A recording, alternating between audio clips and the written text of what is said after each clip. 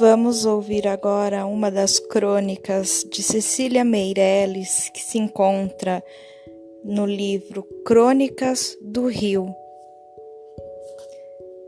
A crônica se chama Exercício Nefelibata, está na página 96.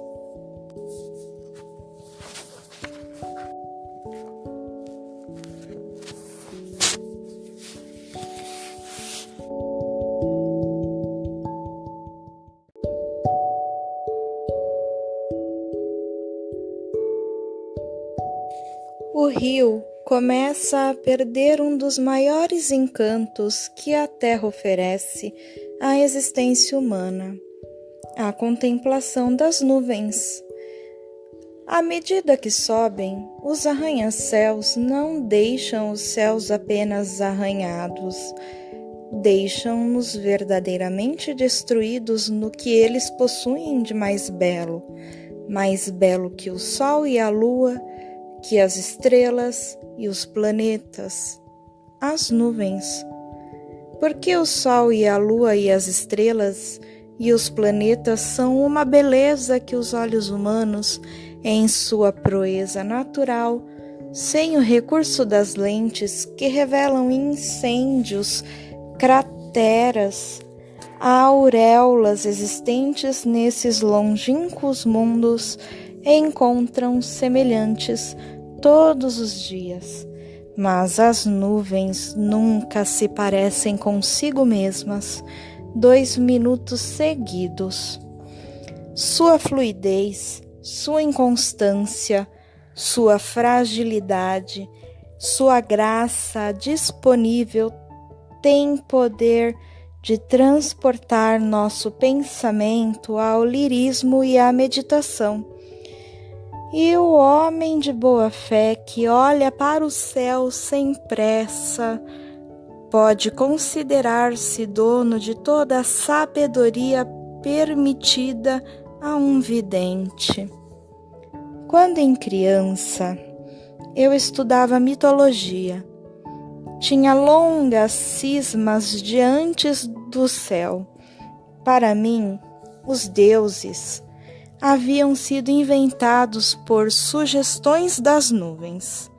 Das nuvens do céu tinham surgido todos os deuses que não nasceram nas espumas do mar, do eco dos campos ou do sopro da brisa. E fiquei horas perdida, esperando recompor nesse etéreo mármore suspenso o carro de Apolo, o movimento de Diana, a passagem de Júpiter. Mas não foram horas perdidas, pois realmente os avistei e ainda os avisto, quando quero. E até com outros atributos e em jogos tão variados que explicam todas as construções de arte e de ideia, e revelam a vida na sua escrita efêmera das metamorfoses. Agora eu vinha correndo por estes longos Brasis e deixei de lado as casas, as árvores, até os meus veneráveis zebus, que com tanta dignidade refletem, debruçados nos campos violáceos, para dedicar-me às nuvens.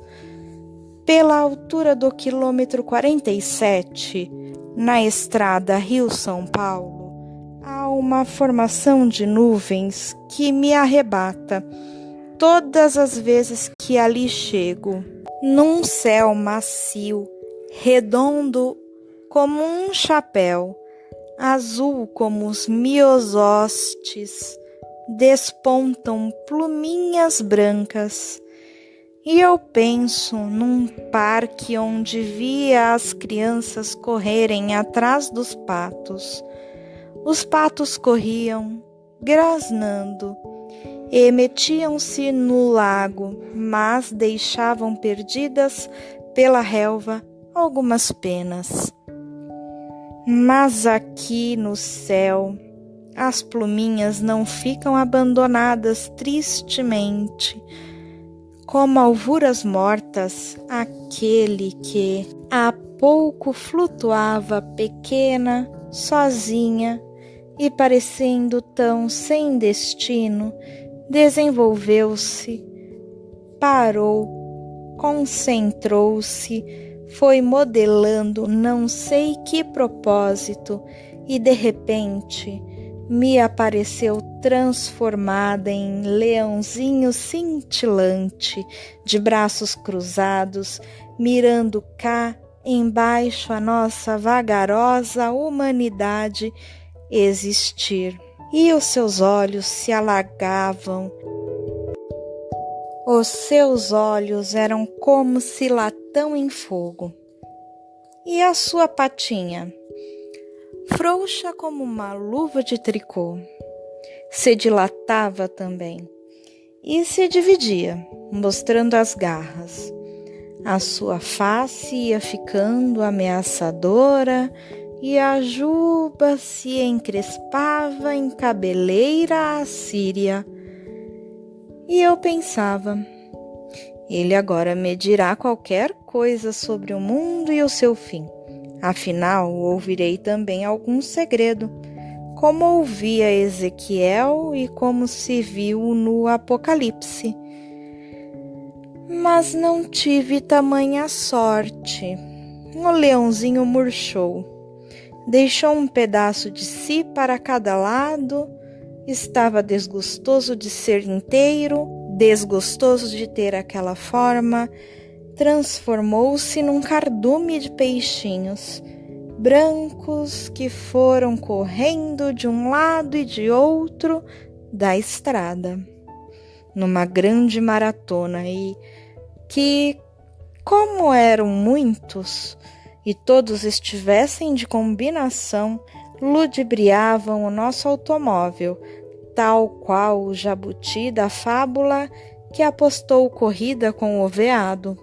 Mas, assim como o leãozinho se desgostou de ser um e se multiplicou em 1000 peixinhos, os peixes agora se cansaram de ser tantos e formaram-se unindo outra vez, economizando a sua abundância, retornando à unidade.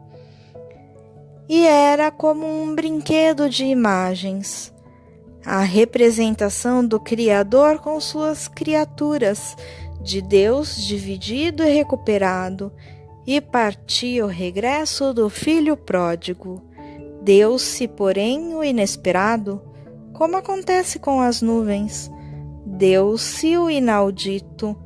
Os peixes não se fundiram logo na unidade definitiva, não. Reduziram-se a dois peixes enormes, como 2 zeppelins. E por capricho, deixaram-se ligados por um fio, como se estivessem conversando ao telefone.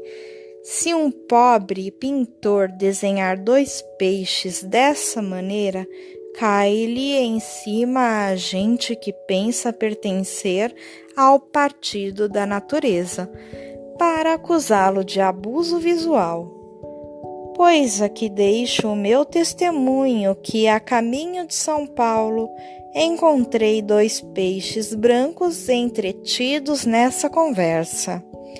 Testemunho precário, porque isso não durou mais que uns 4 minutos, quando os peixes, cansados da conversa, viraram uma cambalhota e passaram a ser asas soltas, asas de cisne, cujo corpo terá ficado preso a este mundo.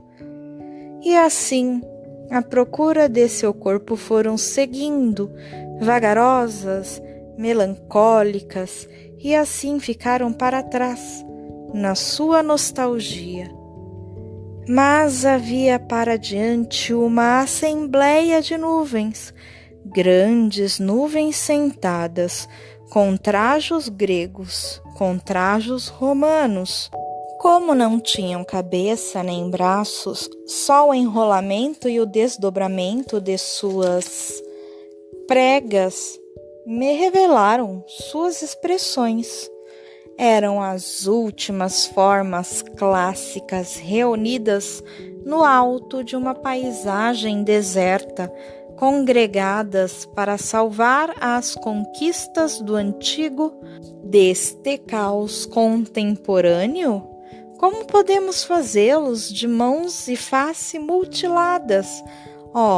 Pobreza de não ter mais com o que pensar, de não ter mais com o que construir, de se estar reduzido a simples roupagem, bela mas inatural, e assim ficar sem prestígio perante os que revogam a eternidade, porque adoram o tempo. E como as nuvens continuam congregadas por uma longa extensão, firmes e imóveis, pude lembrar-me daquele poema de Ovídio, a sua amada, num espetáculo de circo.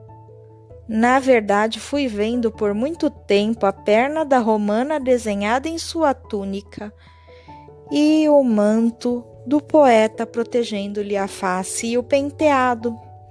Mas aqui apareceu numa nuvem maternal, dessas que os campos amam, uma vaca aérea, pronta a amamentar de fertilidade as terras verdes de bananeiras e canaviais, e saía andando como andam as vacas, pensativamente, pondo-se sempre de perfil para quem as contempla, a fim de lhes admirem a majestade dos olhos imperativo e a serenidade da boca sem palavras.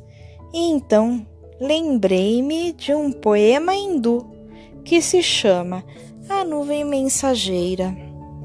Há séculos, um poeta oriental teve essa ideia de mandar à sua amada uma mensagem por intermédio de uma nuvem, e só há pouco tempo se inventou um correio aéreo, quando, na verdade, já não há mais amadas nem mensagens que valham a pena. E digam que os poetas não são sempre os precursores. Havia outro congresso de nuvens em Guaratinguetá, mas essas eram nuvens do entardecer. Não tinham a inocência do leãozinho branco do quilômetro 47, do leãozinho que virava peixe por desejo de ser múltiplo, de ser da água, de ocupar o céu todo. As nuvens de Guaratinguetá, depois do congresso, decidiram seguir em procissão até Taubaté, uma procissão riquíssima, em roupas de ouro, por cima daquela serra pintada com o azul dos quadros de Portinari, que muitas pessoas pensam não ser possível. Iam 2 a 2, 3 a 3, 5 a 5, depois eram tantas que a multidão já não consentia nenhuma ordem. Os campos já tinham percebido que anoitecera e aconchegavam-se em suas sombras, seus frios, seus sussurros de sono. As nuvens já tinham vivido tanto que espreguiçaram pelo horizonte uns imensos braços ainda prateados, ainda azuis, depois apenas cinzentos e mais delgados e mais transparentes, tão transparentes que se desfaziam, e a noite levou-os. O céu que sonha de dia acabara os seus sonhos. Essas invenções ilusórias do ar e da cor.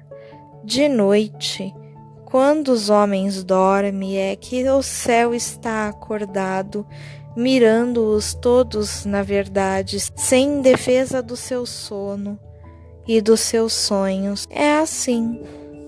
1944.